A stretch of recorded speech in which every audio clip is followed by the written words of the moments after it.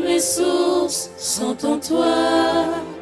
Tu es le désir de mon cœur et mon âme soupire après toi.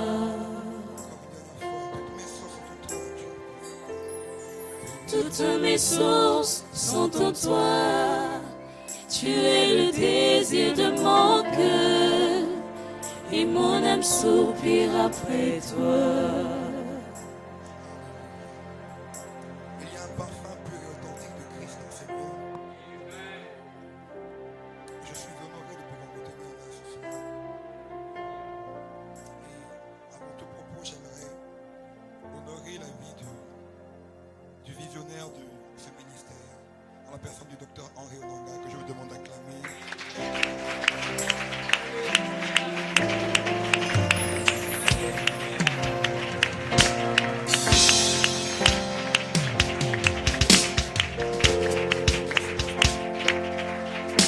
Ce n'est pas ma première fois d'être ici. Et, la première fois que j'étais arrivé, ce n'était pas comme ça. Et je suis étonné. D'ailleurs, la dernière fois avec le prophète fidèle, j'avais dit au prophète fidèle que waouh, on fait une église qui poursuit une vision véritable.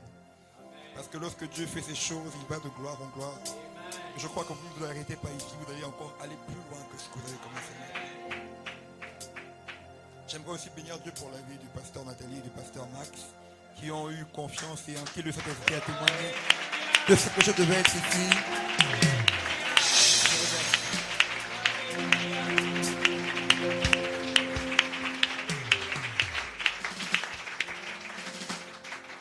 Excusez ma timidité, généralement, lorsque nous nous tenons sur la chair, ce n'est pas par nous-mêmes. J'attends le moment où le Saint-Esprit va me transfigurer. Là, je suis encore de mon humanité. J'aimerais que vous m'aidiez aussi à honorer la vie d'un homme qui a décelé en moi l'appel et qui a bien voulu obéir à l'instruction de Dieu de me consacrer et de m'établir en tant que pasteur au sein des ministères Génération Jésus International. En la personne de mon père, l'apôtre Gauthier Mbilange, que je vous demande s'il vous plaît. Bénissant sa vie.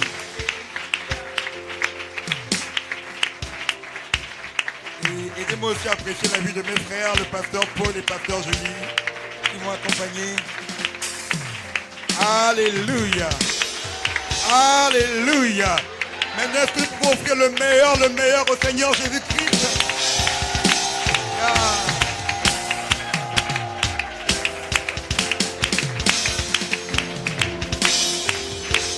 Dis à quelqu'un, il s'agit de lui et de personne d'autre. Asseyons-nous dans sa présence. Je vais garder le pianiste pour m'accompagner. Il s'agit effectivement de lui et de personne d'autre. Alléluia.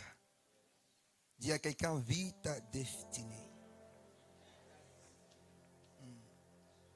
Je suis quelqu'un qui croit profondément au ministère de la parole par le Saint-Esprit. La Bible dit dans le livre de Romains, par la bouche de l'apôtre Paul, je prie que vous soyez transformés par le renouvellement de l'intelligence. La transformation ne se perd pas par le canal de l'onction, ni par les dons. Mais la transformation de l'être se fait par le ministère de l'Esprit au travers de la parole qui renouvelle notre intelligence. Si vous n'avez pas encore compris ces choses, vous risquez de vivre un christianisme où vous pataugez, où les hommes ne parlent aucune transformation véritable au travers de vous. Il faut que vous soyez souple lorsque le ministère de la parole vient à vous. La Bible dit dans 2-3, je crois, verset 16, toute écriture est inspirée de Dieu, utile pour enseigner, corriger et instruire. Ça veut dire que la parole de Dieu dans votre vie n'est utile qu'à la mesure où vous lui laissez le Saint-Esprit vous enseigner, vous corriger et vous instruire. Alors ce soir, l'Esprit va enseigner. Et il enseigne parce que certainement il veut corriger, il veut réajuster certaines choses en nous. Est-ce que le Père peut m'accompagner, s'il vous plaît? Je crois en la puissance de la parole de Dieu. Parce que toute ma vie, mon ministère se fonde sur une rencontre. Alors que j'étais à Casablanca au Maroc. Et avant, dans la fougue de la jeunesse, je suis toujours jeune, nous aimions faire des débats sur Internet. Et sur Internet, chacun me faire valoir ce qu'il connaît. Et c'était ma motivation de venir ouvrir la Bible pour commencer à avoir des balles aussi pour envoyer quand on va me contester. Et le Seigneur sait rattraper les gens, même lorsqu'il peut voir que l'intention est pure, mais que la démarche est mauvaise. Donc parfois sur le parcours, il nous arrête pour justement réajuster, enseigner, corriger et instruire.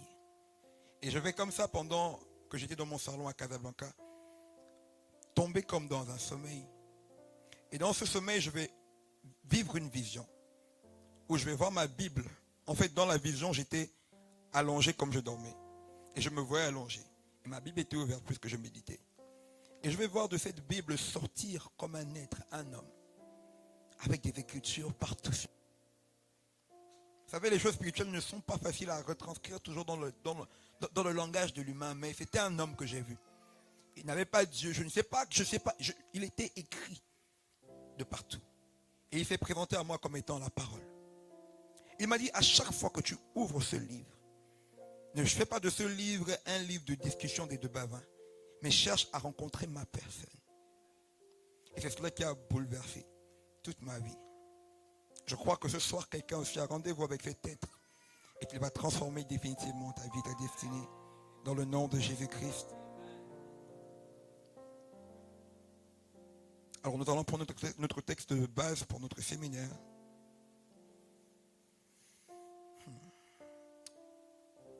Jérémie 29 au verset 11.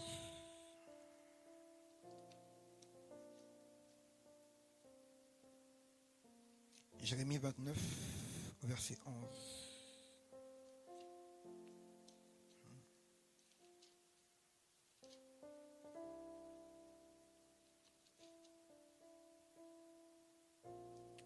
Est-ce que nous sommes là?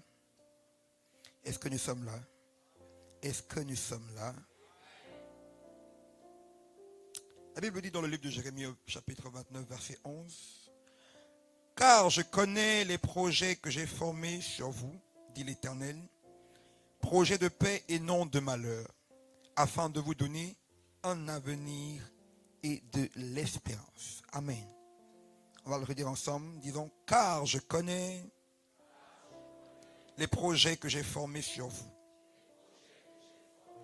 dit l'Éternel, projets de paix et non de malheur, afin de vous donner un avenir et de l'espérance.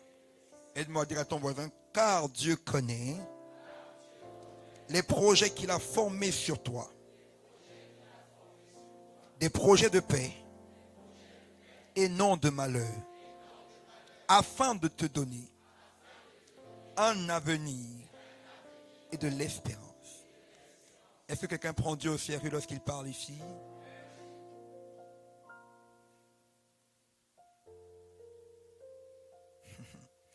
Vous savez, j'ai souvent fonctionné comme ça, Pasteur Nathalie.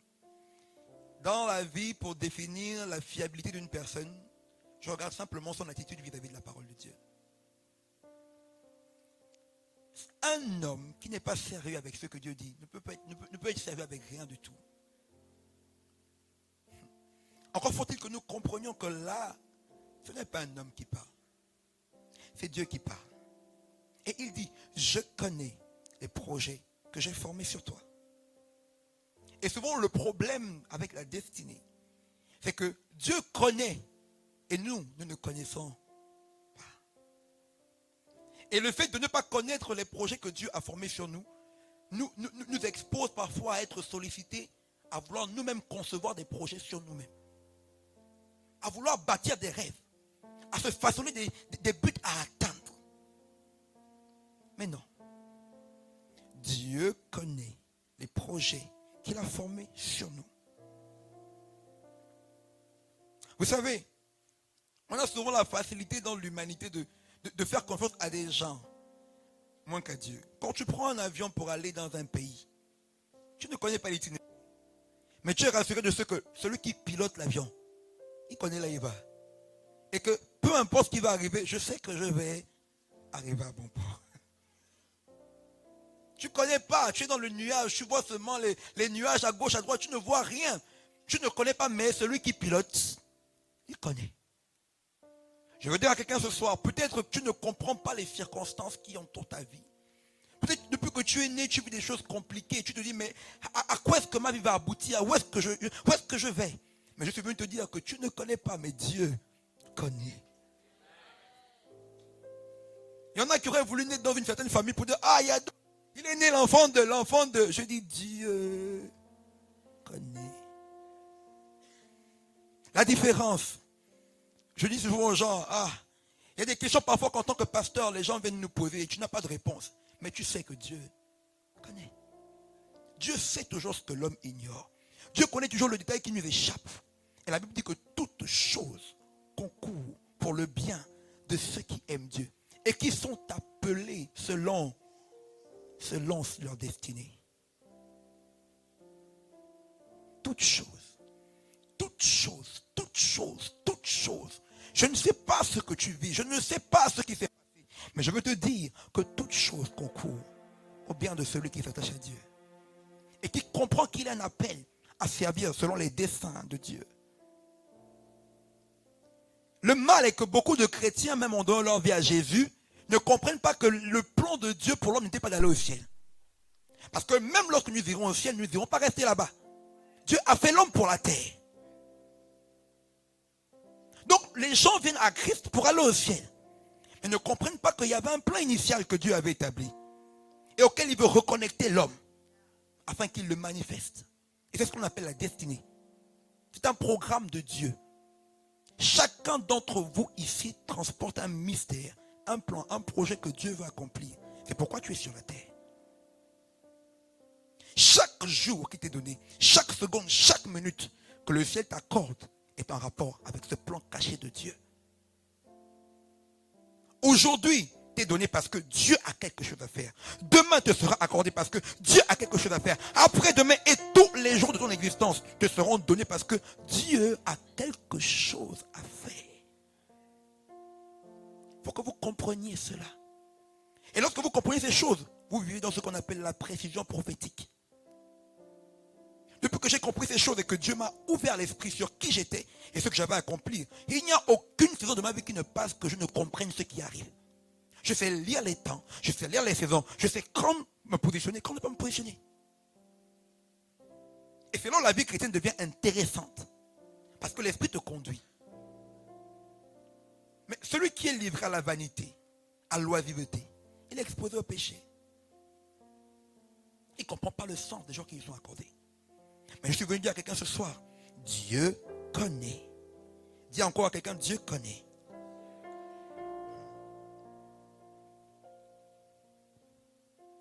Et donc nous comprenons donc que la destinée d'un homme a tout à voir avec ce que Dieu connaît. Lorsqu'on parle de destinée, il s'agit des choses que Dieu connaît. Je ne parle pas, c'est des choses que Dieu, dans le conseil de sa volonté, a définies à l'avance. Bien aimé, il est important de faire des choses que Dieu connaît. Parce que la Bible dit dans le livre de Matthieu que des gens viendront dire à la fin des temps, n'avons-nous pas fait des choses, n'avons-nous pas prophétisé, n'avons-nous pas prêché, n'avons-nous pas chanté? Il va leur dire une seule chose, un seul critère, je ne vous connais pas. J'aime le silence qu'il y a parce que je comprends que vous voyez que le sujet est très sérieux. Parce que souvent, on est dans des choses qui exaltent l'âme, mais qui ne bâtissent pas l'esprit. Et on voit des chrétiens qui font des années à l'église, aucune transformation, aucun épanouissement. Ils deviennent même aigris. C'est normal parce qu'il n'y a pas de sens. Quand tu ne trouves pas le sens de ce que tu fais, tu deviens nonchalant. Tu es chante, mais tu viens avec la lourdeur. Tu es protocole. Pourquoi? Parce que tu ne trouves pas de sens à ce que tu fais. Parce que tu n'es pas connecté justement à ce programme. Là où tu sèmes, tu ne récoltes pas. Là où rien ne marche. Mais dans le psaume 30, je pense, le deuxième verset de base, la Bible dit, David pouvait dire, toutes mes destinées sont entre tes mains. La Bible dit, dans Éphésiens 2, que nous sommes son ouvrage. Nous avons été conçus en Jésus-Christ pour de bonnes œuvres qu'il a préparées d'avance afin que nous les pratiquions. Ça veut dire que nous sommes une œuvre de Dieu. La Bible dit aussi que l'œuvre de Dieu prospère entre ses saintes mains. C'est pourquoi il dit que vos destinées sont dans ses mains. Tu n'as pas la force de garder ce qui est de Dieu en dehors de sa main. Lorsque tu prends ce qui est de Dieu et que tu l'emmènes en dehors de sa main, tu vas perdre cela. Tu n'as pas la capacité. Les chrétiens cherchent à vivre. Ils font des rêves, ils possèdent des choses alors qu'ils sont dans un programme déjà préétabli. Et souvent, je m'étonne de voir que quand ils prient, ils énoncent tout, sauf demander à Dieu ce qu'il veut. Beaucoup de chrétiens soupçonnent même Dieu dans sa volonté. On pense que ce que Dieu veut pour nous, Dieu, il va nous blaguer. Surtout en termes de mariage. Je te dis que le frère que tu veux épouser, c'est le frère que tu vois qui ne ressemble encore à rien là. Oh non Seigneur, non. Et tu vas faire 40 ans en train de prier pour le mariage alors que le mari était là. Mais comme il ne ressemblait pas à ce que tu connais, mais à ce que Dieu connaît. Tu es passé à côté de la grâce. J'ai pour habitude de dire que Dieu est bizarre. Dieu ne donne pas aux gens ses plans. Il ne te dira jamais comment il fera. Il va te montrer la vision, il va te donner la foi. Il n'y aura aucune réponse. Seigneur, comment? Il dit, crois seulement. Mais est-ce que, crois seulement. Mais pourquoi? Crois seulement. Et tu veux voir les choses? Ne cherche pas à comprendre les plans. De toute façon, s'il t'explique, est-ce que tu vas comprendre? S'il devait expliquer à Maï comment est-ce qu'elle devait tomber enceinte, est-ce qu'elle devait même comprendre? Ça existe même sur terre. Hein? Donc ça ne sert à rien qu'il t'explique. Donc quand tu pries au Seigneur, pourquoi si je te réponds, est-ce que tu vas comprendre ce que je vais te dire? Donc, crois seulement et tu. Ce que j'aimerais installer en nous comme un fondement pendant ces temps, c'est que Dieu est le maître des destinées. Dis avec moi, Dieu est le maître des destinées. Oui. Ta vie ne t'appartient pas. Et la Bible dit que aussi haut que le ciel est élevé au-dessus de la terre, nos pensées sont séparées de ses pensées. Ça veut dire que sur 100% de chance, tu as 200% de choses que ce que tu penses là, ou la manière dont tu ne penses là, Dieu ne pense pas comme ça. C'est pourquoi je crois qu'il y a des personnes en celui qui doivent être réinitialisées. Il y a quelqu'un, tu dois être réinitialisé.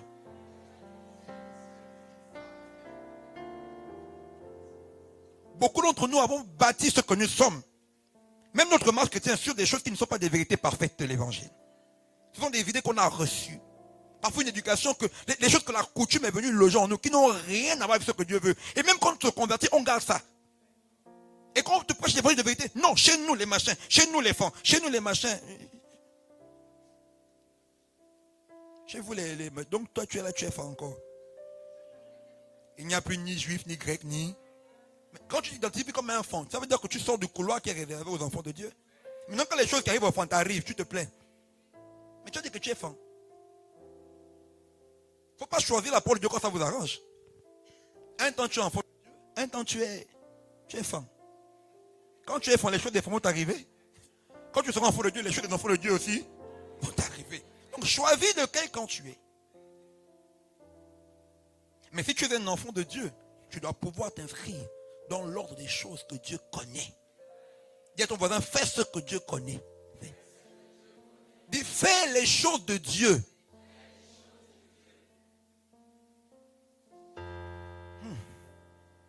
Je ne m'attendais pas à avoir des amens ce soir. Je ne m'attendais pas. Moi, quand je prêche la parole de Dieu, je sais que je traite avec la destinée et la vie des gens. Et je ne m'amuse pas à venir vous exciter pour rien. Parce que ce que je fais ce soir, je devrais rendre des comptes à Dieu un jour. Et c'est étrange, même dans le ministère, Pasteur Max. Parce qu'il dit, beaucoup diront, nous n'avons pas fait des miracles. Donc, ils ont le nom de Jésus-Christ dans la bouche. Ils ont fait des miracles. Des gens ont effectivement témoigné des miracles. Ils ont guéri. Des gens ont vraiment eu des guérisons. Ils ont chassé les démons. Les démons ont réellement fui. Mais le problème profond, et je demande à tout chrétien sérieux de s'arrêter à ce point. Est-ce que Jésus connaît? Il n'a pas renié les œuvres qu'ils ont accomplies en son nom. Non. Et ce qui est étrange, c'est qu'ils sont quand même venus. Ça veut dire que dans leur esprit, ils étaient encore dans la compétition. Ils étaient encore dans l'ordre des choses que Jésus connaît. Parce qu'ils viennent attendre une récompense. Ils ne savent même pas qu'ils sont disqualifiés. Tu peux avoir fait 30 ans, 50 ans de ministère. Et puis quand tu arrives devant Jésus-Christ, il dit, tu es pasteur, hein? Comment ça, Seigneur? Moi, je suis là, le pasteur. Moi, tu es pasteur.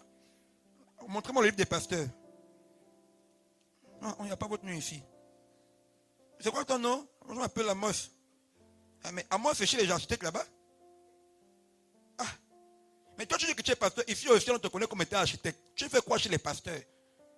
Mais Seigneur, j'ai gagné les âmes. Il dit, oui, mais est-ce que je te connais comme étant un pasteur? Je chantais à l'église. Est-ce que moi, je te connaissais en tant que chanteur? Est-ce que Dieu connaissait ça? Est-ce que Dieu est au courant de ce que tu es en train de faire là? Le frère qui t'a demandé en mariage, est-ce que Dieu est au courant de ce que tu es en train de faire? Ce que tu peux pas en secret là, que tu veux quand même cacher, que si je dis les sorciers vont m'attaquer, est-ce que Dieu est au courant de ça? C'est même pas les sorciers, c'est pas les sorciers, toi-même tu connais ce que tu fais. Souvent quand on sait qu'on est le mensonge, on cache. On dit non, non, c'est spirituel, c'est pas spirituel. Tu sais que ce que tu fais, en toi il y a le témoin de l'esprit qui te convainc que ce que tu fais là, Dieu n'est pas de mais tu forces. Surtout les sœurs, elles aiment forcer. Elles aiment forcer. Quand il s'agit du mariage, elles ne réfléchissent plus. Elles forcent. Elles disent, Dieu, tu vas. Dieu dit, ma fille, tu vas. Elles ne comprennent plus rien. Elles aiment forcer. Et quand elles voient que ça ne marche pas, elles disent, Seigneur, je vais faire un jeûne de 30 jours, comme si le jeûne mettait la pression à Dieu. Qui vous a dit ça? Mais regardez comment est-ce que les chrétiens réfléchissent. Là, je vais faire 30 jours de jeûne, mais fais même 50, 100 jours de jeûne. La volonté de Dieu, elle est parfaite. Dieu ne peut pas revenir sur ce qu'il a dit. Donc, s'il revient sur ce qu'il a dit, ça veut dire que Dieu fait des erreurs. C'est pourquoi je ne crois pas la volonté permissive. Assumez vos choix. Il n'y a pas de volonté permissive. Ce sont vos choix que vous voulez faire. Laissez Dieu. Il n'y a pas de volonté permissive, ça n'a aucun sens. Tu me demandes mon avis, je te dis, ne va pas à gauche, tu vas à gauche. Et tu dis que c'est ma volonté permissive. Ce n'est pas ma volonté, c'est ta volonté. Tu es parti là où tu voulais aller. Non, mais pourquoi tu ne m'as pas arrêté? Mais je vais t'arrêter comment? Tu as dit que tu vas à gauche, va. Ma volonté permissive, comment moi je suis engagé dans des choses que je ne maîtrise pas. Ce n'est pas des choses que moi je connais. Je ne connais pas ça. Et ce qui nous tue, c'est l'orgueil. L'orgueil de regarder, ils vont dire que je me suis trompé. Ils vont dire et même. Le dernier jour, tu ne vas pas tenir devant ton voisin. Chacun sera occupé à venir expliquer à Dieu la nature de ce qu'il a fait sur terre. Donc s'il y a des choses avec lesquelles il ne faut pas blaguer, ce sont les commencements, les départs, les fondations. Et parfois, il y a des bâtiments, quand on voit que ça, il y a pris une trajectoire et que le fondement n'est pas bien, on casse. Et ce que la Bible dit que l'esprit, la parole vient pour enseigner, corriger, c'est casser. À chaque fois que la Bible vient, la parole est adressée, c'est pour déconstruire des idées. Et la Bible dit que les armes avec lesquelles nous combattons ne sont pas charnelles, mais elles sont puissantes par la vertu de Christ pour renverser les forteresses. Toute hauteur qui s'élève prétentieusement contre la connaissance de Christ. Donc moi, à chaque fois que je viens devant la parole de Dieu, je sais que je vais désapprendre et réapprendre. Et je laisse Dieu me briser. Gagner en temps. Gagner en temps. Vous ne savez pas. Parfois, je vois les chrétiens, ils sont là. Et quand on prie, ma destinée, vous êtes engagés dans des choses, mon Dieu. Et les anges sont nus, vous regardez. Mais qu'elle n'est pas vraiment que. Tout ce qu'elle est en train de faire là. Je ne sais pas pourquoi j'insiste. Mais c'est l'ordre des choses que Dieu connaît. Dieu encore fait les choses de Dieu. Homme de Dieu, faisons les choses de Dieu. Ne faisons pas les choses pour Dieu. Faisons les choses de Dieu.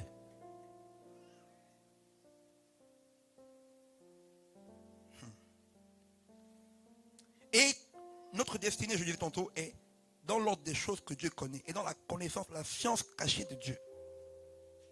C'est pourquoi lorsque Dieu a créé l'homme, il n'a pas parlé. Il s'est tué, il a soufflé en l'homme. C'était pour que cette parole soit un mystère. Et ce mystère devait emmener l'homme à se questionner. Parce que Dieu aime quand l'homme se pose des questions. La Bible dit, approchez-vous du trône de la grâce avec assurance, croyant que Dieu existe et qu'il est le rémunérateur de ceux qui le cherchent. Hein? C'est ça le verset. Qu'il est le rémunérateur. Dieu aime qu'on le cherche. Dieu aime se cacher. Il dit que sa gloire, c'est de cacher les choses. Dieu aime ça. Il aime susciter notre curiosité. C'est pourquoi lorsqu'il parlait en parabole. Pour que les personnes qui sont un peu intelligentes, curieuses, disent, mais qu'est-ce qu'il voulait dire? C'était aussi une manière pour lui de venir juger l'intérêt des gens. Par rapport à ce qu'il dit. Mais quand tu as de l'intérêt pour une chose, et que c'est flou, tu veux comprendre. Parce qu'on ne donne pas les perles précieuses pour ça. Donc c'était un filtre. Dieu aime qu'on se pose des questions. Il aime qu'on cherche. Il a caché ce que nous sommes, notre destinée, dans ses mains, dans un mystère. C'est aussi un moyen de garder l'homme connecté à lui. Toutes les questions que Dieu m'a autour de nous, c'est pourquoi on dit, oh mon Dieu. Parce qu'il veut que nous dépendions de lui, en tout et pour tout. Et l'homme doit pouvoir chercher à se connecter à cette connaissance. Et cette connaissance vient à nous, le canal de ce qu'on appelle la révélation. Dis avec moi, révélation. Oui.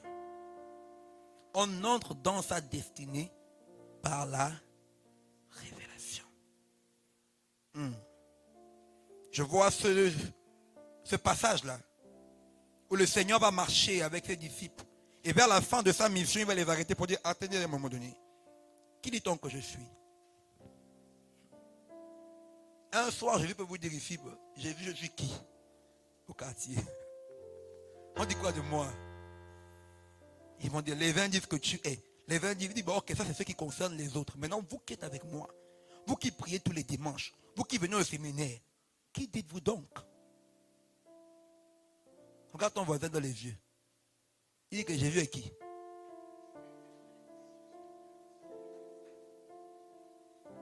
Non, regarde, dis, j'ai vu c'est qui? Il t'a répondu quoi? Il n'a pas répondu.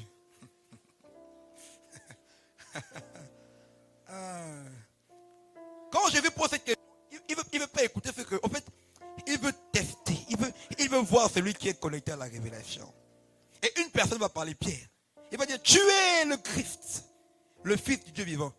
Il va dire à Pierre, ce que tu dis, ce n'est ni la chair, ni le sang qui t'ont fait quoi? Mais, maintenant, toi tu es Pierre. Et sur cette pierre, donc sur cette révélation, je bâtirai. Pierre, voici Pierre qui entre dans ta destinée par le canal de la révélation. Mais pas de sa personne. De la personne de qui? De Christ. Parce que nous sommes son ouvrage, nous avons été créés en Jésus-Christ. Donc, on ne cherche pas sa destinée en cherchant qui on est. On cherche sa destinée en cherchant qui est Christ. Et Christ nous révèle qui nous sommes par rapport à lui. C'est une question qu'il faut se poser. Aussi longtemps que tu ne connais pas, tu n'as pas cette révélation, ta destinée est loin, loin, loin de toi. Combien de personnes ici connaissent leur destinée? Merci maman Tati. Mais c'est des choses sérieuses, maman Nathalie. L'église, c'est un lieu d'instruction. Enfin, j'aime pas l'agitation qu'il y a dans l'église. Lequel de nous va à l'école et puis que le prof enseigne, dit ouais, prêche, alléluia, amen. Non, non.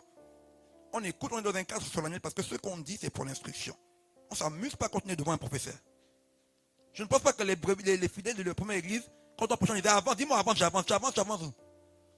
Mais après, quand tu vas venir tester ce que les gens ont compris, ils sont loin, loin, loin. Tu as avancé, tu es parti trop loin. Avance, tu avances seul. Avance, dis-moi, avance, tu avances seul. Avance seul. Tu ne fais qu'avancer seul, le peuple reste derrière. Dis avance. Dis-moi quoi, avance. Mais tu es parti, mais le peuple que tu dis avance là, il te faut avancer toi-même, ils sont encore derrière là-bas. Et tu vas le voir parce que la Bible dit qu'on les reconnaîtra à leurs fruits. Une église où tu ne fais qu'avancer. Regarde la qualité des chrétiens que ça produit. Des personnes aigries, des personnes qui sont le Congo, ça, des personnes, je ne sais pas. Le fruit dit avance. Tu avances, tu laisses le champ, tu fais qu'avancer. Dis-moi avance. C'est toi qui demande d'avancer. Bon, avance maintenant. Tu avances où? Je reste là, je ne pars pas. Tant que vous n'avez pas compris la vérité. On va avancer où? Ça devient des trucs, des automatismes qui tuent la sacralité du culte, qui tuent l'essence même du culte. Dieu a des choses à vous dire. Vous avez des choses à entendre. On entre dans sa destinée par le canal de la révélation. Et qu'est-ce que la révélation? La révélation, c'est une parole de Dieu qui vous est directement adressée. La révélation n'est jamais générale, elle est toujours particulière. C'est une parole de Dieu. La révélation, c'est là où nous sommes là. Je suis en train de parler, mais chacun de nous reçoit à l'instant une instruction, une parole particulière de l'esprit, mais sur la base de ce qui est libéré ici. Et tu dis, ah, j'ai eu mon réma. Ah, j'ai eu ma révélation. Dieu ne visite jamais les gens en général, même lorsqu'il appelle tout le monde au même moment. Il y a beaucoup d'appelés, mais peu d'élus. On est tous appelés, mais c'est le chemin de l'élection qui nous diffère. C'est pourquoi on peut avoir tous commencé la course au même moment, mais on arrive pas au même moment. Tout dépend de comment que chacun a compris son élection et s'est engagé sur la course.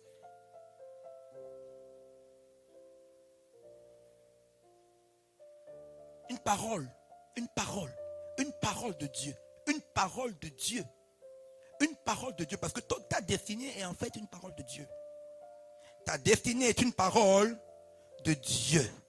C'est pourquoi je crois que si tu embrasses ta destinée avec Dieu, tu ne peux pas échouer. Parce que la Bible dit que le cœur de l'homme forme des projets, mais seuls les desseins de Dieu. Tes projets peuvent échouer. Tu peux échouer sur le territoire de tes projets. Tu peux échouer selon tes plans, mais dans les plans de Dieu, il n'est noté nulle part que tu aies échoué. Quelqu'un n'a pas compris dans ce que je dis. Je dis que tu peux toi-même perdre. Tu peux toi-même perdre dans tes calculs. Tu peux échouer dans tes calculs. Tu peux échouer dans comment est-ce que les gens te voient. Ta famille peut se tromper sur toi. Il y a une personne qui ne se trompera jamais sur toi. Il y a un domaine où tu ne peux jamais échouer. C'est quand tu es sur le cours de la volonté de Dieu. Ça n'existe pas d'échec sur le chemin. Sur la volonté, dans la volonté de Dieu, même lorsqu'on te met dans le tombeau, 3 jours tu ressuscites.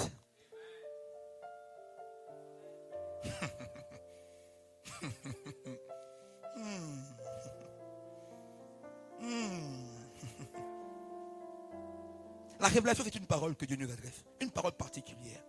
Pourquoi? Parce que la Bible dit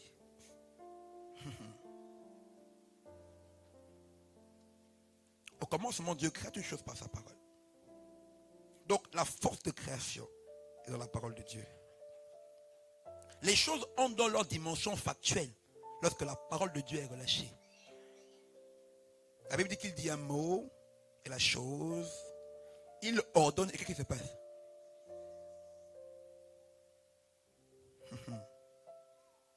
Il dit un mot et la chose, il ordonne et elle. On dirait que ça dit la même chose, non? Non, c'est pas la même chose. Il dit un mot et la chose, il ordonne et elle. Il dit un mot et la chose, il ordonne et elle. C'est pas parce que la chose est arrivée qu'elle existe.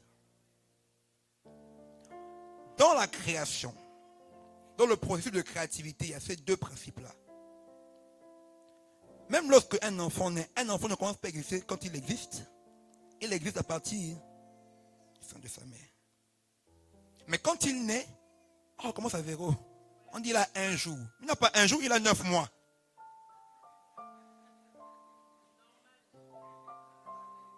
Parce qu'il dit un mot et la chose, il ordonne et elle.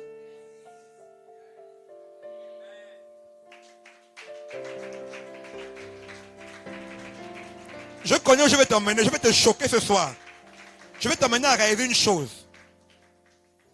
La parole contient la puissance de la création.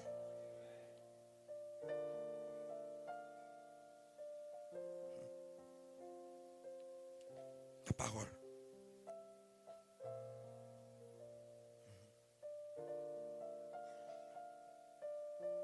Et cette parole, lorsqu'elle vient, elle a besoin de s'incarner dans un homme. Justement pour qu'elle existe. En fait, la parole a besoin de la vie. Dis la vie. On dit vive ta. Avant d'arriver à la destinée, il faut d'abord avoir la vie. Toute destinée cherche occasion dans une vie pour pouvoir être manifestée. Sans la vie, il n'y a pas de destinée. C'est pourquoi la question que je veux te poser, c'est est-ce que tu es vivant? Dieu m'a dit, va leur demander avant de parler de destinée. On a dit vie, ta. Mais est-ce que la vie, ils ont d'abord la vie? Je vais te choquer tout à l'heure. Parce que beaucoup d'entre nous ne pensent. Je dis qu'il y a des choses, tu dois être réinitialisé. Parce que moi, tu fais, ça ne marche pas. On est orgueilleux.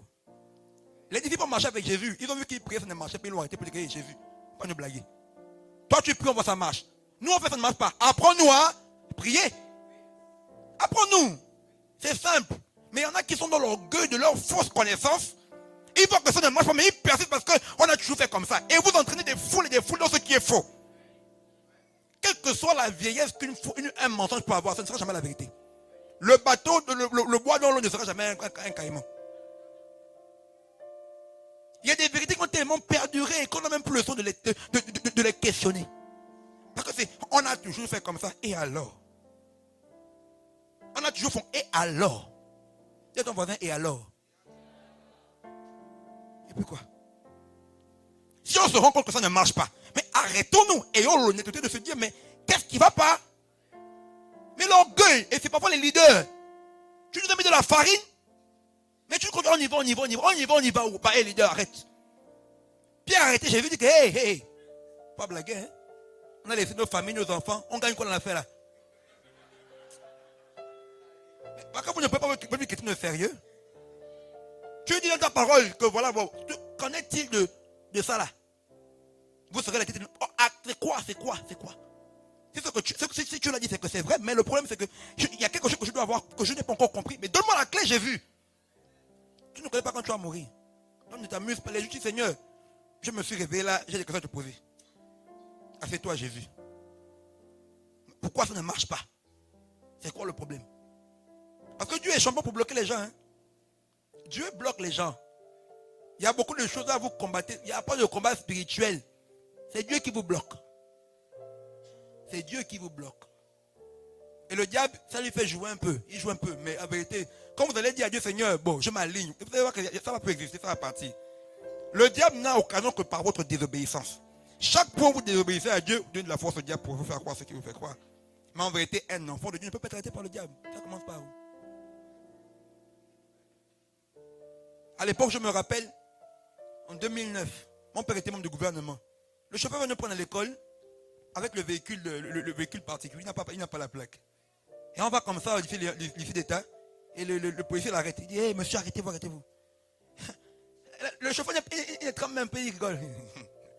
On dit, monsieur, montrez vos papiers. Il dit, ce sont les enfants du patron. L'enfant de quelqu'un, ce sont les enfants du patron. Si l'enfant du patron, l'enfant d'un ministre, on peut... Toi, tu es l'enfant de quelqu'un. Hein? Je dis que tu es l'enfant de Dieu.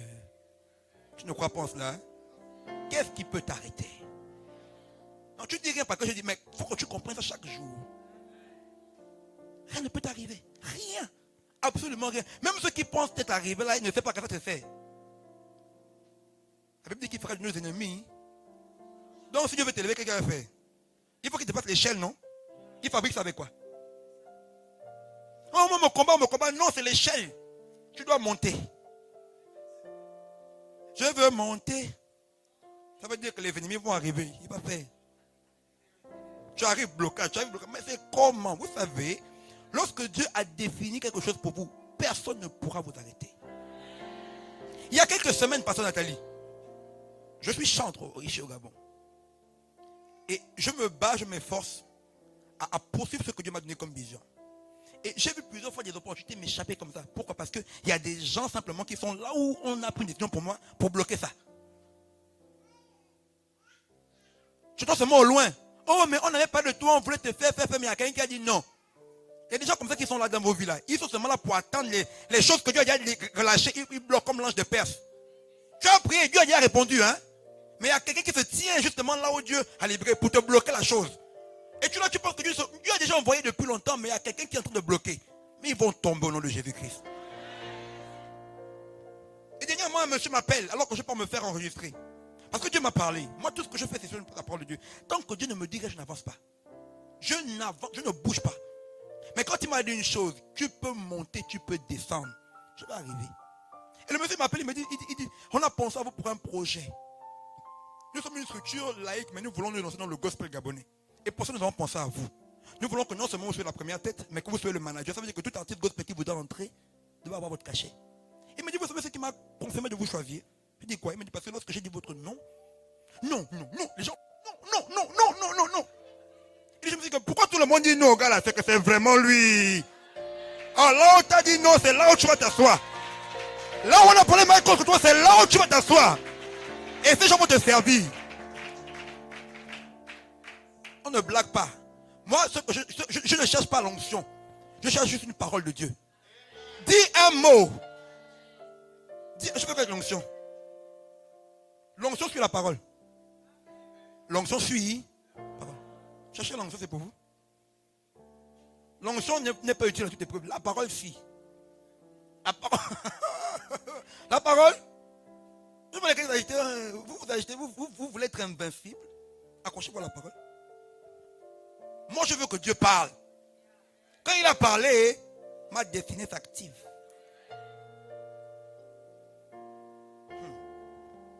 Dis à ton voisin, cherche la parole. Oh. C'est bien l'onction, mais cherche la parole. Je cherche la parole. C'est bien le mariage, mais cherche.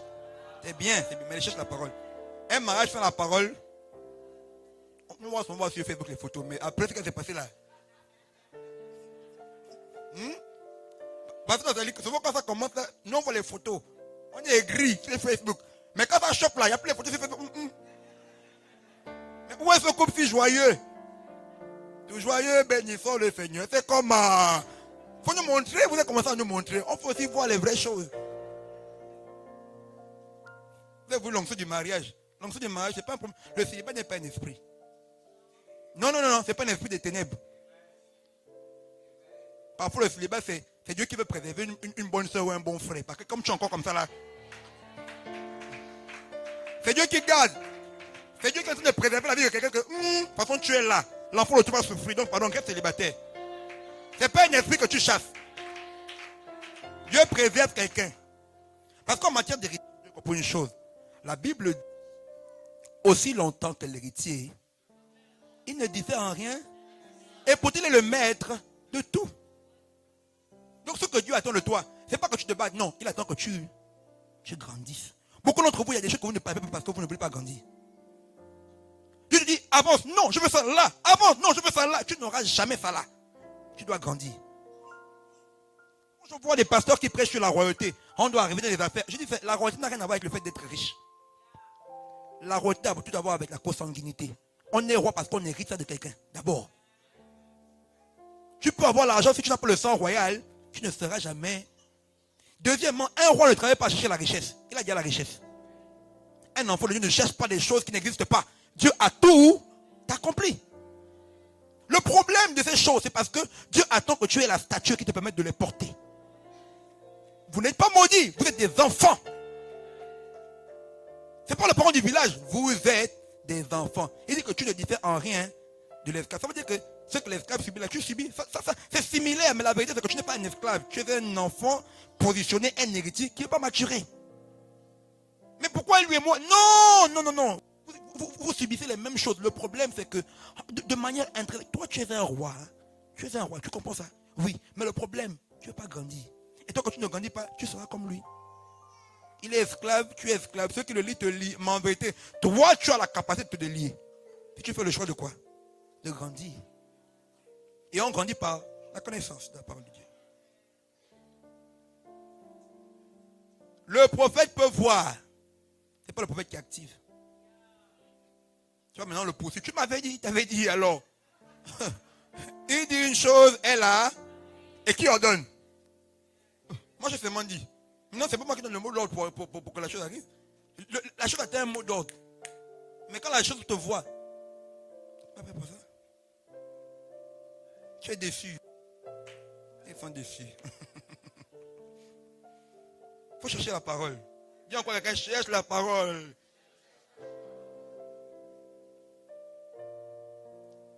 Parce que le Seigneur a dit cette chose. Il a dit, cette parole que je vous ai dite est comment? Esprit et vie. Si votre destinée est une parole de Dieu, comprenez que, et que cette parole contient en elle la vie qui permet à ce programme d'être manifesté. Vous devez comprendre que la vie a deux dimensions. Esprit et vie. C'est dans l'esprit qu'on a la substance de ce qui est manifesté. Ça commence dans l'esprit. C'est pourquoi lorsque nous venons à Christ, nous devons naître de nouveau. Et c'est là que je vais te choquer. Parce que beaucoup croient qu'ils sont nés de nouveau. Ils ne le sont pas. À naissance, non? Tout à l'heure, je dis qu'un enfant commence à exister quand? Et il naît quand? Le jour de l'accouchement. Beaucoup ont été conçus spirituellement, mais ne sont pas encore nés. Parce qu'on est conçu par la foi à tous ceux qui ont cru, à ceux qui ont reçu. Elle a donné quoi? Le pouvoir, la semence. De quoi? D'être, de quoi? De devenir. Ça veut dire de passer dans un processus au bout duquel tu acquiers un statut, une position. Mais lesquels sont nés? Nés de quoi? Ni de la chair, ni du sang, mais de quoi? C'est pas ce qu'il dit. Mais de la quoi? De la quoi? Bon, toi tu fuis la volonté de Dieu là. Tu n'es pas encore né. Tu es un kirikou spirituel. Tu as dépassé les 9 mois. Tu as 40 ans, tu es encore dans le ventre, le sein de Dieu. Tu n'es pas encore né. On n'est pas né de nouveau, je vous assure. Parce que c'est pas la foi qui nous fait naître. C'est pas la foi qui nous fait paraître. La foi nous conçoit, nous met dans les dispositions spirituelles. Mais c'est lorsqu'on dit oui à la volonté de Dieu que l'on rentre. Que la force de parution par la lumière nous introduit. C'est pourquoi lorsque Jésus a vécu, Jésus a fait tout ce qu'il avait à faire, mais s'il ne venait pas embrasser ce pourquoi il était envoyé, tout ce qu'il a fait n'aurait servi à rien. Il aurait été un prophète comme les autres. Ce qui fait la particularité du ministère de Jésus-Christ, c'est qu'il a dit un jour, non pas, mais, ça veut dire que Dieu l'attendait là. Fait les miracles, guérir les paralytiques. Oui, c'est bien, mais Moïse a fait ça. Dans la Bible, ils ont fait ça. La seule chose qui fera de toi Jésus, c'est quand tu vas dire non pas. Ça veut dire que Jésus ne voulait pas mourir. Et comment vous savez ça? Il a dit non pas mal. Ça veut dire quoi? Et que Jésus voulait mourir. Il ne voulait pas mourir. Vous pensez que c'était facile pour lui, comme il est fils de Dieu. Il ne voulait pas mourir. La mort est marrant, même pour un fils de Dieu, ce n'est pas marrant. Il ne voulait pas. Il ne voulait pas. Et Jésus-Christ est l'image de ce que nous devenons en Christ. Et il n'a pas eu de problème avec la chair. Parce qu'il est né, il est conçu par le Saint-Esprit dans le ventre d'une vierge. Il n'a pas de problème avec le sang ou la chair. Pas avec le sang parce qu'il est né d'une vierge conçue par l'Esprit de Dieu. Il n'a pas de problème avec la chair parce qu'il était tenté en toute chose. Il n'a pas péché. Le problème de Jésus devait arriver à un niveau. C'est le seul niveau où Jésus a tremblé. Quand il fallait faire taire sa volonté. Votre volonté est le plus grand ennemi de votre destinée en Christ. Ce que vous voulez acquérir à tout prix là. C'est là le problème. C'est là où Dieu a un problème. Parce que Dieu a vaincu la chair. Il a vaincu le... Mais pour ta volonté, c'est toi-même qui dois vaincre ça. Tu dois accepter de capituler. C'est pourquoi beaucoup de chrétiens, c'est juste une décision qui te bloque. Tu dois prendre une décision. Dis à ton voisin, tu dois prendre une décision. Tu dois prendre une décision. Tu dois te décider. Parce que tout le boucan que toute ta vie là, c'est juste parce que tu ne veux pas choisir quelque chose. La volonté de Dieu est ce qui nous fait naître. Et lorsque nous naissons, la Bible dit dans le livre de Jean 1, je vais le lire rapidement.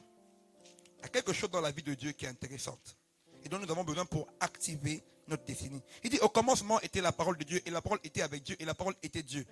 Elle était au commencement, il s'agit de la parole, j'ai dit. Elle était au commencement avec Dieu. Toutes choses ont été faites par elle.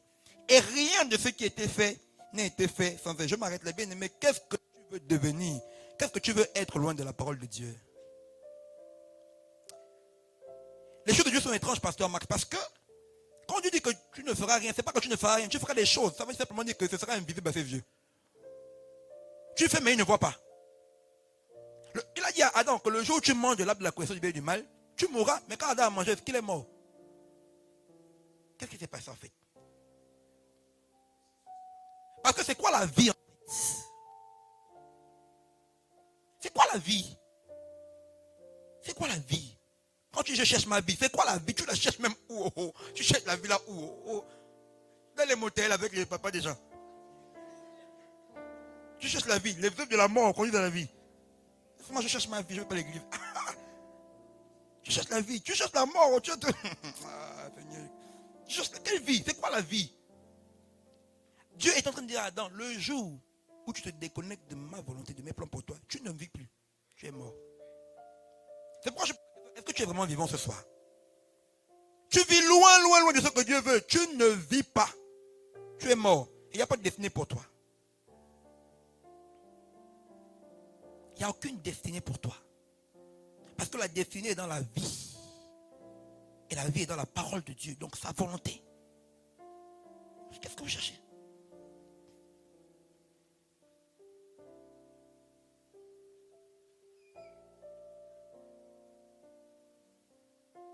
Et c'est ce que Dieu nous appelle à faire. Lorsqu'il envoie Christ. La Bible dit qu'il envoya ça. La parole est la solution de Dieu pour vos destinées. Et vous devez accepter la parole particulière de Dieu. Sa volonté pour votre vie. Si vous voulez espérer entrer dans le couloir de votre destinée. Très souvent, nous savons, nous disons ce que Dieu veut. Mais les choses de Dieu n'ont jamais la forme que nous pensons. Il y a toujours Dieu. Comprenez une chose.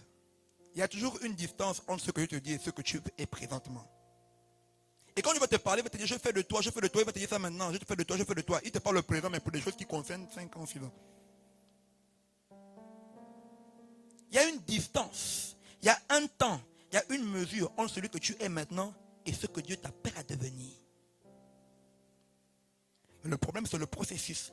Les chrétiens n'aiment pas le processus. Ils n'aiment pas le processus, ils aiment les fast-food. Je fais, je récolte. C'est pas comme ça. On ne peut pas impressionner Dieu. Je dis souvent, on chante. Si la vie n'est pas une urgence.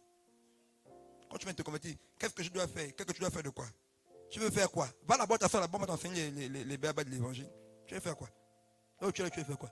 Un enfant, il fait quoi? Un enfant, on le garde. Quelqu'un s'est converti hier. Je vais être pasteur, je vais prêcher. Pas que je ne rappe pas avant, je dois rapper pour Christ. Même Dieu n'est même devant, il ne te met pas de le rap là. En plus, tu es bois. Donc, ce que tu nous fatigues même. Il est possible que ce que tu as appris là, c'était même une déviation de ta destinée.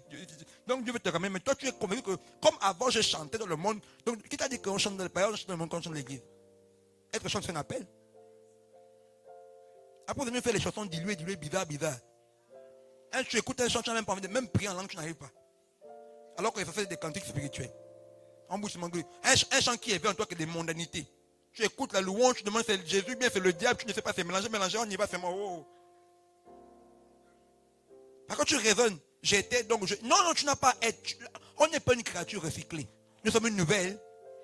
On n'a pas été recyclé. Donc ce que tu es maintenant en Christ, elle n'a jamais existé. Donc s'il te plaît, calm down, assieds-toi. Make noise. Calme-toi. Calme-toi. Le problème des chrétiens, ils ne se calment pas. Ils ont déjà pris leur course. Ils rencontrent Jésus en chemin. Ils disent, je te reçois, ils continuent la course. Non, arrête-toi. Arrête-toi. La Bible dit qu'un peuple sans vision est un peuple sans frein. Quand il te donne une vision, c'est parce qu'il veut d'abord te mettre un frein. Dieu ne rencontre jamais un homme pour dire, continue. Non. Il te dit, arrête-toi. Demi-tour. Retourne là-bas. Dieu est bizarre. Il a des méthodes bizarres. La Bible dit dans le livre de Éphésiens, que veut dire qu'il est monté, sinon qu'il est descendu? Ça veut dire en d'autres termes, quand tu dis à Dieu que tu veux monter là, il va te faire descendre. Mais je veux, non, parce que la hauteur est déterminée par la profondeur. Allons. Seigneur, monte, allons. Seigneur, monte, allons. Je l'avais dit lors d'une prédication. Tu peux voir, Jésus dit, Seigneur, il y a la voiture, Seigneur, conduis-moi, je vais aller en Ngondje. Et puis Jésus te dit, monte dans la voiture, on va aller en Ngondje, mon fils. Il te prend maintenant, il commence à conduire. Rentre pour la démocratie. Ça va. Zion. Seigneur, on va à Kanda. Il dit, oui, je sais ma fille, allons. IAI. Mais comme tu sais qu'il est Dieu, tu ne peux pas dire, Seigneur, que tu connais vraiment à Kanda. Il est quand même Dieu, non? Et tu vas maintenant IAI. Là.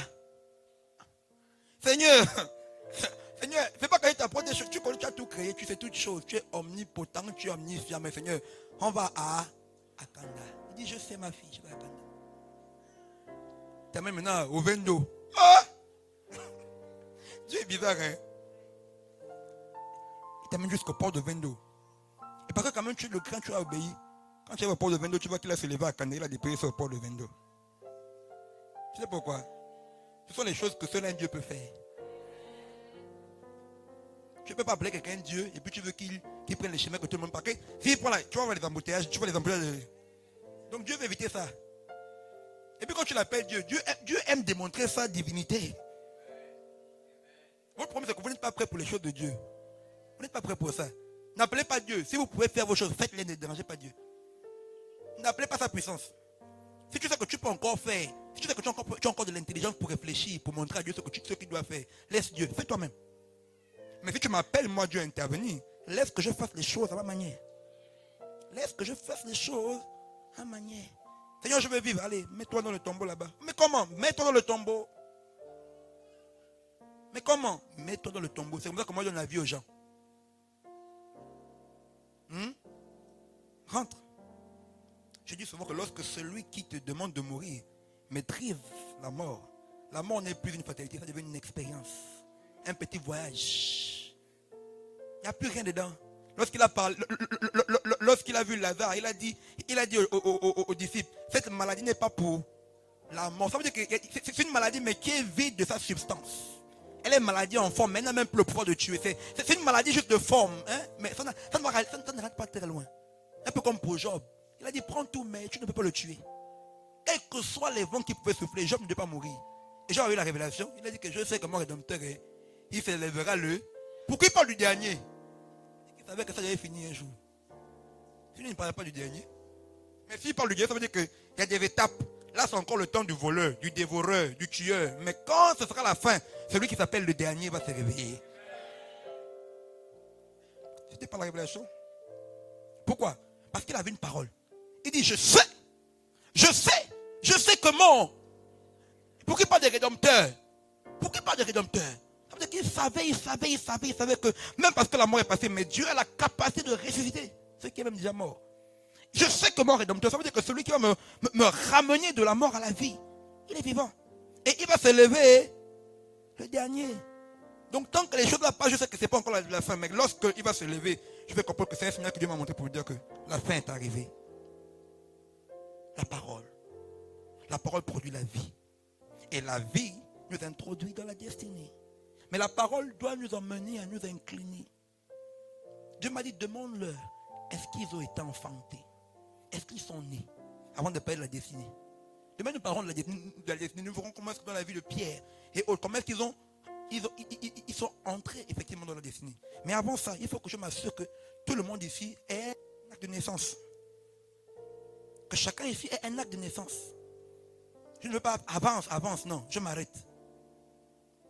Est-ce qu'on est né ici? Ça veut dire, est-ce que chacun de nous est sûr que la position dans laquelle il est, le niveau dans lequel il est-ce qu'il est ce que là, c'est la volonté de Dieu pour sa vie? Et Dieu prend son temps, pasteur Nathalie. Dieu n'est jamais pressé. Parce que ce que Dieu consomme, ce n'est pas ce que nous lui offrons. On ne peut rien offrir à Dieu. Mais ce que Dieu recherche, c'est ce que nous devenons. Je le dis en tant que chante. Je dis, ce qui fait la valeur d'une adoration, ce n'est pas ce qu'on offre, ce n'est pas les voix, c'est pas. Le frère nous a conduits dans un merveilleux temps. C'était merveilleux. Pourquoi? Parce que ce qu'il dégageait, c'était pur, c'était vrai. Ce n'est pas le chant qui est important, c'est la part de nous qu'il y a dans ce que nous offrons à Dieu. Il y a une femme qui n'avait presque rien. Elle a pris toute sa pièce, elle a donné. Et à côté, il y avait des gens qui avaient beaucoup plus qu'elle, mais ils ont quand même donné. Dieu dit non. Vous, ce que vous avez donné par rapport à qui vous êtes, ça ne vous représente pas suffisamment. Mais elle n'a pas fait que donner une pièce. Elle s'est donnée entièrement. Parce que ce n'est pas qu'une pièce, toute cette pièce représente tout ce qu'elle avait et tout ce qu'elle était. Ce n'est pas ce qu'on offre. Ce que Dieu sait, la part de nous. Quelle est la part de toi qui tu es engagé à quelle fréquence? La part de toi qui est dans ce que tu offres à Dieu, là, c'est quoi?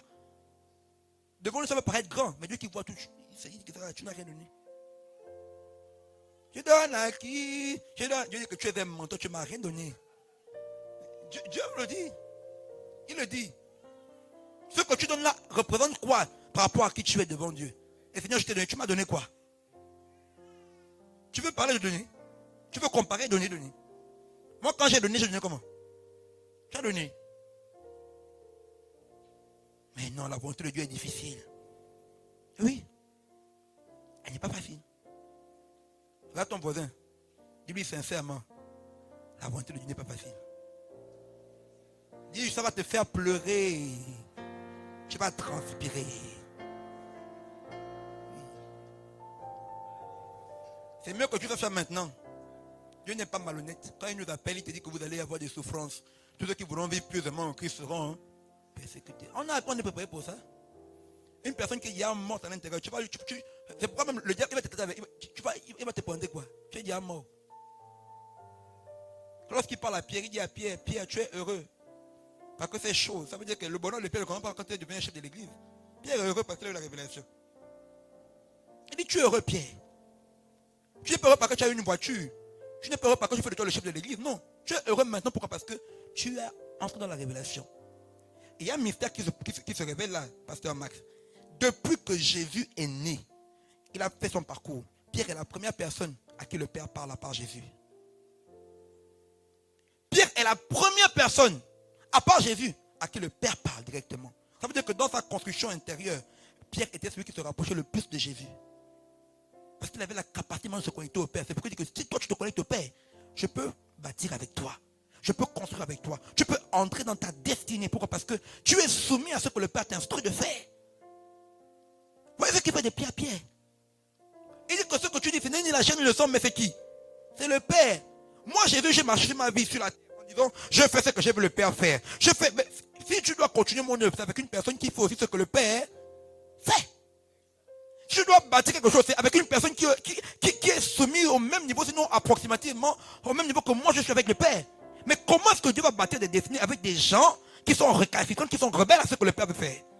Mais Dieu va bâtir quoi? Tu vas lui faire des coups d'état.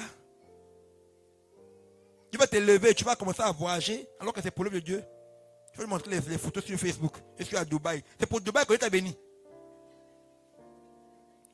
Vous volez Dieu, on vole beaucoup à Dieu. C'est pourquoi Dieu arrête. Tu n'es pas soumis au Père, mais je fais quoi avec toi, mon enfant? Vous ne voulez pas respecter le Père, je fais quoi? Et regardez, lorsque Pierre avait cette révélation, Jésus ne s'est plus occupé des autres. Il dit, Simon, Simon, Satan vous a réclamé, pour vous cribler comme. Mais j'ai prié pour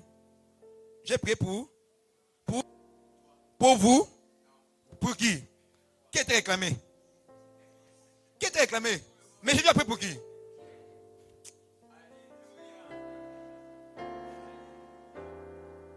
Qui a été réclamé?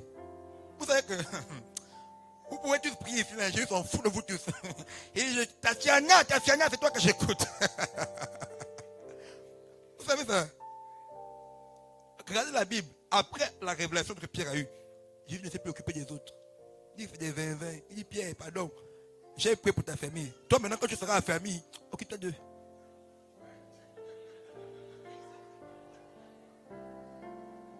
Quand ils vont arriver au niveau où tu es là, bien aimé, Pierre a vécu des choses compliquées. Hein? Jésus va lui rappeler, il va dire, Pierre, m'aimes-tu? Pierre, m'aimes-tu? Et la Bible spécifie qu'il le dit pour dire à Pierre de quelle manière il devait mourir. Pierre n'était pas en train de s'amuser là. Pierre ne s'est pas converti pour avoir une voiture. Pierre ne sait pas c'est quoi. Ou quoi? Pierre savait que là, il était là. Il est déjà mort. Il s'engageait pour mourir. Et c'est une des choses qui fait la faiblesse de notre christianisme aujourd'hui. Parce que notre foi chrétienne ne nous a coûté rien. Non, on nous prêche l'évangile. On supprime les gens. Nous t'avons Jésus. En Jésus, on peut avoir le style. On peut être jeune et Jésus. Mais on peut être jeune, c'est quoi? On s'en fout de ça. C'est une affaire de style. Pourquoi Jésus est venu mourir? Il devait faire un défilé de mode. Et puis pas. Les gens sont liés par le péché. Vous venez dire, on peut être bon en Jésus. Qu'est-ce qu'on a fait? Oui, il faut arranger l'évangile. Il faut qu'on soit. Attends, quand ils mangent les marabouts, les nganga, le nganga est frais. Quand tu sois ministre, tu vas descendre de ton rôle de ministre, tu vas mettre les raffiers avec le carreau, tu vas laisser toute la nuit. On s'en fout de toi. Mais c'est nous qui voulons accommoder les machins. Oh non, parce qu'il faut les attirer. Attirer, vous ne donnez pas envie. Envie, est-ce que la vie chrétienne est une question d'envie? C'est nécessaire. Ce n'est pas un plaisir qu'on peut choisir ou qu'on ne peut pas. Tu n'as pas la vie éternelle, tu vas mourir, tu vas aller en enfer. Ce n'est pas la blague. Donc Pierre ne blaguait pas là. Il ne blaguait pas. Ce n'est pas des choses simples. Il savait que là, j'allais souffrir. Mais il n'a pas reculé. Et de la même manière que Jésus-Christ a connu ce qu'il devait endurer pour le Père, il allait au bout. Parmi vous, il n'y a que Pierre qui n'a que ce niveau de conviction là. Et donc vous, je m'occupe pas de vous. C'est pourquoi dans une église, vous voyez qu'une personne est seulement bénie. Bénie. Vous ne connaissez pas la nature de l'engagement devant Dieu. Ne critique pas, ne jalouse pas ce que tu ne peux pas supporter. Vous envoyez des choses que vous ne connaissez pas. Tu ne connais pas ce que la personne a pris comme engagement devant le Seigneur. Ne t'amuse pas. C'est toujours elle. Tu connais ce qu'elle a. Tu connais ce qu'elle porte. Tu connais ce qu'elle endure. Tu connais son histoire, son parcours. Tu veux son oméga, tu n'as pas connu son alpha. Attention, hein. Reste là, reste avec ton petit célibat qui te reste là. Ne vais pas déranger, reste là-bas. Reste là-bas. Parce que tu n'es pas prêt à porter ce que elle porte pour avoir ça. Parce que Dieu n'élève jamais une personne parce qu'il veut trop le faire. Si tu élèves, c'est que tu vas porter, tu vas encaisser des coups. Donc la petite consolation que j'ai là, pardon, ne me jalouse pas.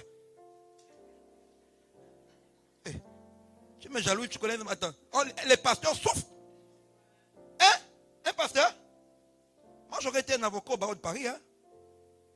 On va faire quoi prêcher l'évangile? On nous insulte sur internet qu'elle est escrocs, les machins. Est-ce qu'une personne qui peut mettre ta nourriture, mais toi tu peux m'emporter quoi dans ta vie, toi?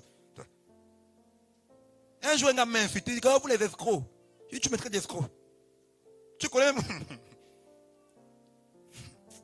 Parce que c'est l'humilité, le témoignage, sinon j'allais dire quelque chose. Le témoignage. Je dis que mon Dieu, la veste que j'ai portée là, pouvait te nourrir mon frère. Oh.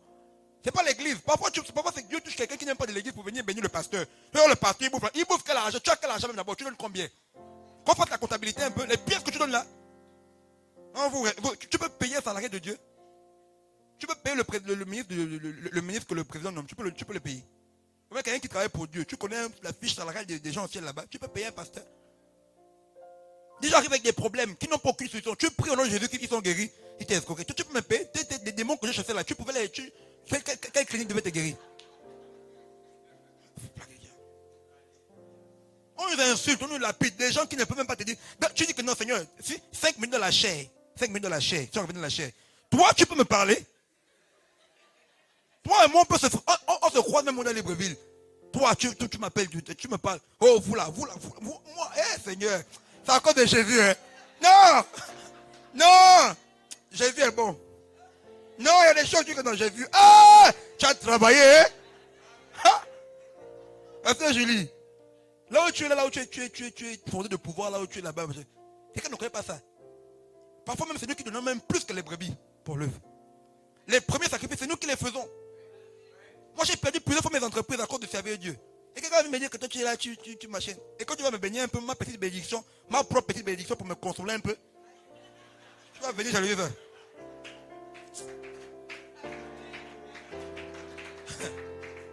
C'est pourquoi j'ai vu à dire la mère de Pierre, maman. Elle dit, j'ai vu, prends mon fils, à ta gauche. Il dit, comment tu es capable de ce que tu demandes? Tu veux que tes enfants soient avec moi? Qui viennent manger avec moi? Venez boire avec moi. Venez boire, venez consommer, venez boire. Venez à la table de Jésus. On va vous servir une coupe d'humiliation. Une omelette d'injures. Venez manger avec moi. Vous voulez seulement ce que je possède. Venez manger. Venez voir ce que j'ai là. Venez voir. C'est pas facile. Et c'est la volonté de Dieu qui est comme ça. Mais il dit, je prie tout par celui qui me fortifie. Tu as besoin d'être fortifié. Dis à ton voisin, ça va aller. Ça va aller. Ça va aller. On te critique, ça va aller. On t'a abandonné, ça va aller. Tant que tu es avec Jésus. Vous savez, moi, ma mère, elle a un truc. Quand tu l'appelles, elle dit toujours, maman, comment tu vas? Avec Jésus, tout va bien. Elle souffre le diabète. Elle, parfois, elle est... Maman, comment ça va? Avec Jésus, tout va bien. Pourquoi? Parce que ce n'est pas une question d'état, c'est quelque chose qu'elle a décidé. C'est un standard. En haut, en bas, avec Jésus. Maman, tu ne mourir. Avec Jésus, tout va bien. Tout va bien. Tout va bien. Est-ce que dans sa chair, ça va? Non. Mais c'est quelque chose, c'est une réalité intérieure. Elle dit, tout va bien. Parce que l'apôtre dit, même la mort est un gain. La mort est un bénéfice. Tout va bien. Dis à ton voisin, tout va bien. Tout va bien. Dieu sait ce que tu ne connais pas. Et donc, peu de temps, tu verras des choses extraordinaires commencer à affecter ta vie. Et ceux qui t'ont critiqué verront que Dieu est avec toi. Oui, ça va arriver donc bientôt. Si tu crois, tu dis Amen. Les gens qui t'ont méprisé, Dieu va t'élever devant au nom de Jésus-Christ. Dieu est sur le point de faire pareil sur toi. Alors que tu te lèves et que tu dis Amen 7 fois, Dieu commence à faire les choses. Lève-toi, dis Amen 7 fois. Mashata rabakayata rababa. Shanara makayane rabaka shataya. Randaya maka shataya. Alléluia. Élevons les mains. Acclamons le Seigneur maintenant. Élevons le voix maintenant. Acclamons le Seigneur pour son cris de joie. Il le fera. Il a commencé de le faire maintenant. À tous ceux qui l'ont reçu, à ceux qui ont cru, il leur a donné le pouvoir de devenir enfants de Dieu.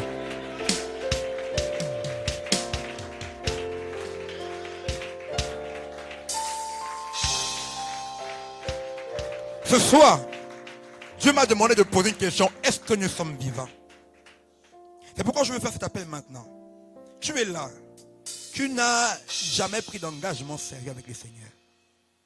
Ce qu'on appelle donner sa vie à Jésus. En fait, on ne donne même pas notre vie parce qu'on est mort.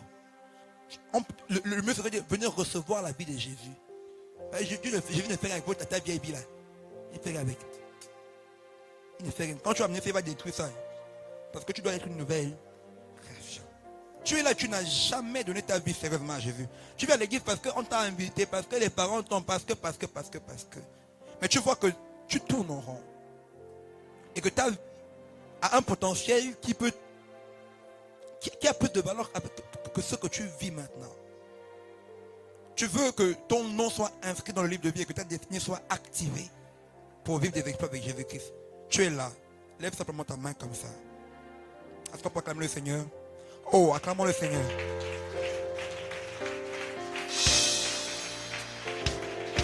Garde ta main levée comme ça. Nous allons prier ensemble. Waouh, waouh, waouh. Ce que nous allons faire maintenant, c'est la chose la plus importante. C'est la chose qui sécurise ta destinée. C'est la chose qui te donne des droits et des devoirs vis-à-vis de Dieu. Sans ce commencement, il n'y a rien. Et parce que tu as pris cette décision ce soir, je pense que Dieu est sur le point d'écrire une histoire nouvelle avec toi. Alors que tu lèves ta main, nous tous ensemble, nous voulons prier avec vous. Que l'Église m'aide à prier. Dis avec moi, Seigneur Jésus, j'ai entendu ta parole. Et ton esprit m'a convaincu de péché, de justice et de jugement. J'ai besoin de toi. C'est plus que nécessaire.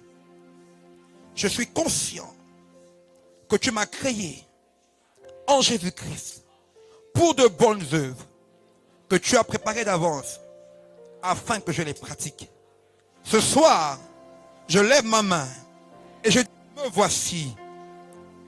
voici, maître des destinées, me voici, fais de moi un instrument, me voici, je t'ouvre mon cœur, je crois en toi et je te reçois comme mon Seigneur et mon Sauveur. Je déclare que tout en moi t'appartient et que rien ne viendra me ravir de ta main. Je suis scellé par le sang de Jésus-Christ. Au nom de Jésus. Amen. Est-ce qu'on peut acclamer le Seigneur?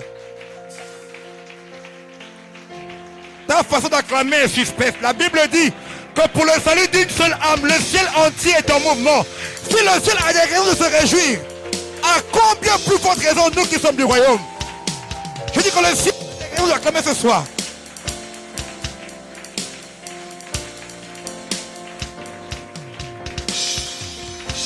Merci Seigneur.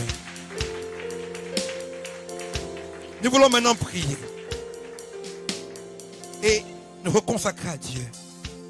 Et dire Seigneur, j'ai compris que ma marche, j'étais sorti de ma trajectoire. Et que ce que tu veux pour que je vive ma destinée, c'est que je me reconnecte à ta volonté. Seigneur, je me détourne des fausses voies, des fausses pistes. Et j'accepte de me réajuster par rapport à ta volonté. Levons nos voix, prions maintenant dans ce sens. Élevons nos voix, prions dans ce sens.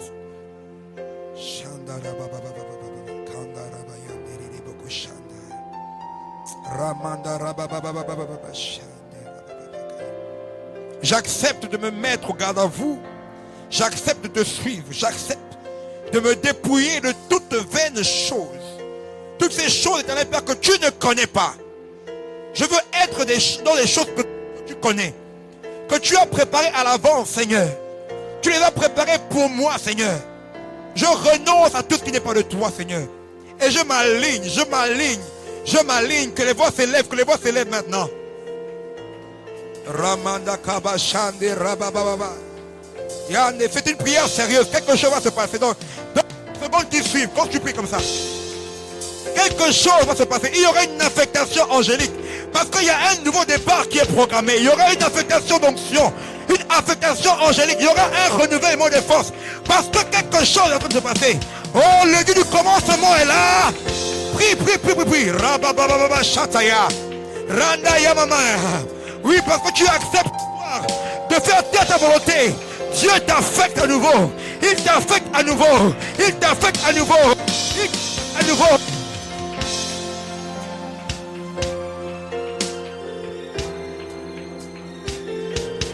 Oui, oui, oui. Dieu affecte des personnes à nouveau. Il dit voici de nouvelles armes. Vaillants soldats.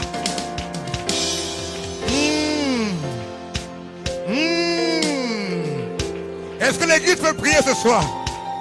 Rabba Shanda Ramanda Rabaka Shenderebo Randa Yamanda Rabaka Shanderebebe Ikarama Shandereba Yandereboko Shanda Iranda Yamanda Rabaka Shendereboko Shande Iranda Yamaka Yendereboko Shanderebe Iranda Yamandereboko Shande Iranda Yamama.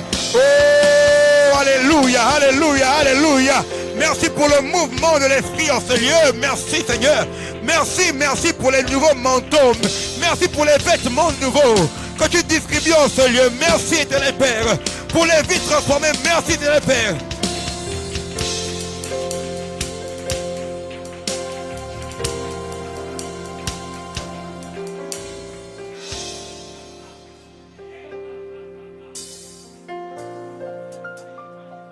Je suis conduit par l'Esprit à faire cette prière ce soir. Tu es là. Tu vis comme des alourdissements, des épuisements, parce que c'est comme ça dans la volonté. Quand on est loin de la volonté de Dieu, on s'affaiblit, on perd, on devient nonchalant, parce que tout à l'heure je l'ai dit, il n'y a plus de sens à ce qu'on fait. Et quand tu entends cette parole et tu dis Seigneur, je veux me réenrôler dans ton plan. Et Dieu veut te réaffecter ce soir. Dieu veut rafraîchir son huile sur ta tête. Tu es là, tu es dans cette salle, avance-toi simplement.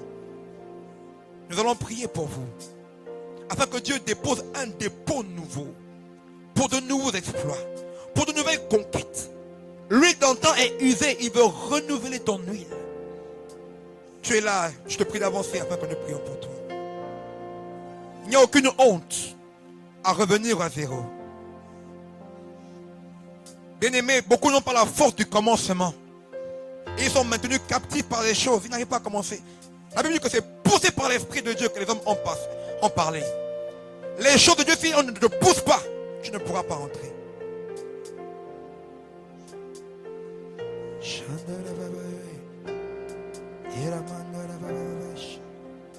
vais demander au pasteur Nathalie, pasteur Marc, pasteur Paul de m'aider à oindre. À oindre. Vous allez oindre leurs mains et leurs têtes. Si vous pouvez oindre leurs pieds pour le zèle. Afin que Dieu réaffecte les vies. Afin que Dieu réaffecte les vies. Et vous engage à être des acteurs dans les projets qu'il a formés pour vous.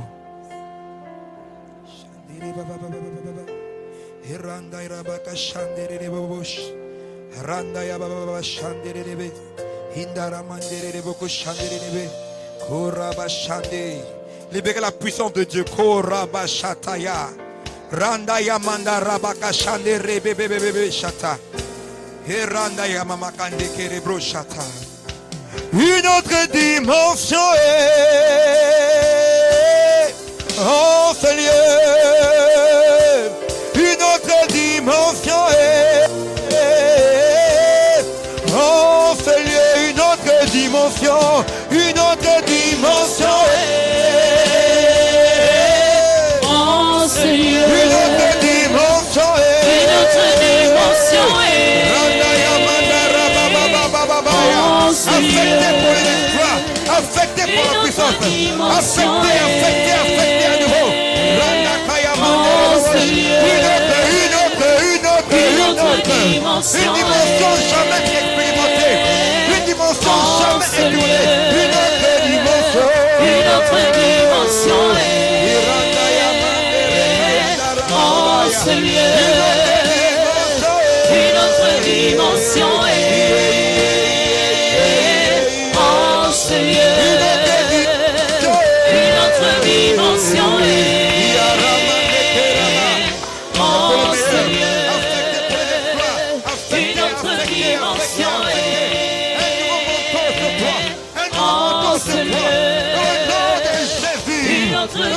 dimension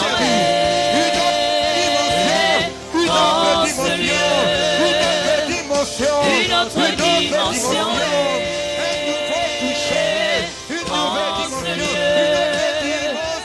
une autre dimension en ce lieu une autre dimension en ce lieu une autre dimension en ce lieu une autre dimension en ce lieu une autre dimension des choses que l'œil n'a pas vues, que l'oreille n'a jamais entendues, qui ne sont jamais une autre dimension en ce lieu une autre dimension en ce lieu une autre dimension en ce lieu une autre dimension en ce lieu une autre dimension en ce lieu une autre dimension en ce lieu une autre dimension en ce lieu une autre dimension en ce lieu je suis assoiffé assoiffé de ta présence je suis assoiffé assoiffé de ta présence je suis assoiffé assoiffé de ta présence je suis assoiffé assoiffé de ta présence je suis assoiffé assoiffé de ta présence je suis assoiffé assoiffé de ta présence je suis assoiffé assoiffé de ta présence je suis assoiffé assoiffé de ta présence je suis amoureux amoureux de ta présence je suis amoureux amoureux de ta présence Que tout le monde se mette debout un instant. Que tout le monde se mette debout un instant.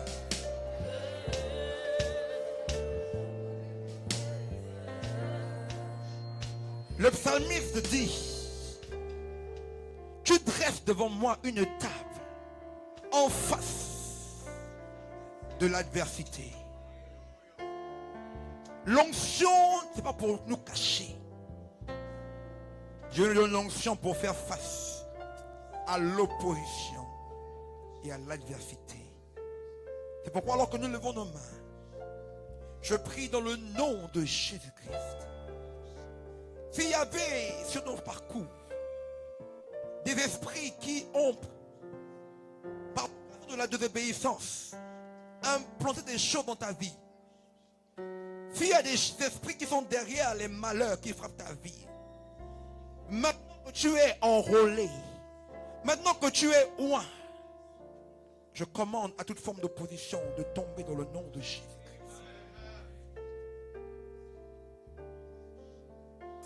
Je commande à toute barrière, à toute limitation, de cesser maintenant dans le nom de Jésus-Christ.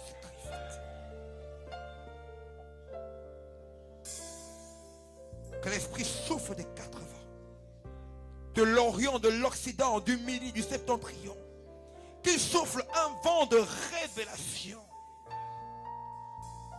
qu'il vous parle pendant votre couche, qu'il vous enseigne, qu'il vous corrige, et qu'il vous instruise pour que vous posiez des actions précises. Qu'à cet instant, vous marchez dans la précision prophétique. Et chacun des pas que vous allez poser sera un pas en bénéfice à l'œuvre que le royaume veut accomplir au travers de vous. Je vous bénis dans le nom de Jésus-Christ. Je bénis l'œuvre de vos mains. Je bénis vos pensées. Je bénis tout ce que vous allez entreprendre. Que la main de Dieu soit sur vous. Dans le nom de Jésus-Christ. Amen. Amen. Une fois. Amen. Une deuxième fois. Amen. Une troisième fois. Et on dit 3 fois pour les 3 fois. Amen. Amen. Acclamons le Seigneur et poussons des cris de joie. Une autre dimension est. Une autre dimension est en ce lieu. Une autre dimension est en ce lieu. Une autre dimension est